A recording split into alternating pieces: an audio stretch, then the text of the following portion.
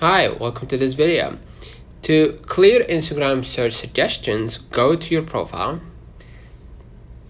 tap the three lines at the top right, go ahead to the settings and activity, right? So go ahead and select your activity, let's say, your activity here inside, right? Tap recent searches, right, to clear all. So recently deleted, like, comments, tags, reviews, posts, time management, account history, recent searches here, and then just tap clear all.